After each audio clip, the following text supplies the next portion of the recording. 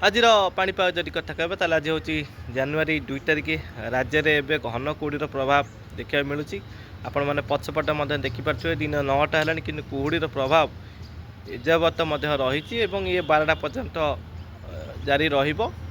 କିନ୍ତୁ ଆସନ୍ତାକାଲି 3 ତାରିଖ ଏବଂ 4 ତାରିଖ ମଧ୍ୟ ଘନ କୁହୁଡ଼ିର ପ୍ରଭାବ ରହିବ, କିନ୍ତୁ 4 ତାରିଖ ସକାଳକୁ ମାତ୍ରାଧିକ ଯେଉଁ ରହିଛି ଘନ କୁହୁଡ଼ି ତାହା ମଧ୍ୟ କମିଯିବ। ତ ଏଇଭଳି ସ୍ଥିତି 4 ତାରିଖ ପର୍ଯ୍ୟନ୍ତ ସକାଳ ପର୍ଯ୍ୟନ୍ତ ରହିବ। 4 ତାରିଖ ପରେ ପୁଣି ରାଜ୍ୟରେ ଶୀତର ପ୍ରଭାବ ଦେଖିବାକୁ ମିଳିପାରେ।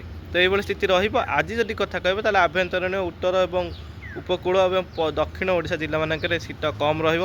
ମୁଖ୍ୟ ଯଦି କାରଣ କହିବା ତାହେଲେ ଆର୍ଦ୍ରତାପୂର୍ଣ୍ଣ ବାୟୁ ବଙ୍ଗୋପସାଗର ଦକ୍ଷିଣ ପଶ୍ଚିମ ଭାଗରୁ ଆର୍ଦ୍ରତାପୂର୍ଣ୍ଣ ବାୟୁ ଓଡ଼ିଶା ମଧ୍ୟ ପ୍ରବେଶ କରେ, ଯାହାଫଳରେ ସେ କୁହୁଡ଼ିର ପ୍ରଭାବ ଏବେ ମଧ୍ୟ ଦେଖିବାକୁ ମିଳୁଛି। କି କୁହୁଡ଼ି ଆସନ୍ତାକାଲି ମଧ୍ୟ ଦେଖିବାକୁ ମିଳିବ। ତ ଏଇଭଳି ସ୍ଥିତି ରହିବ ଏବଂ ଲଙ୍ଗ୍ ଭିଡ଼ିଓ ମାଧ୍ୟମରେ ଆଗାମୀ 15 ଦିନ ପାଣିପାଗ ପୂର୍ବାନୁମାନ ଅପଡ଼େଟ୍ ରହିଛି, ଆପଣମାନେ ମଧ୍ୟ ଯାଇକି ଦେଖିପାରିବେ।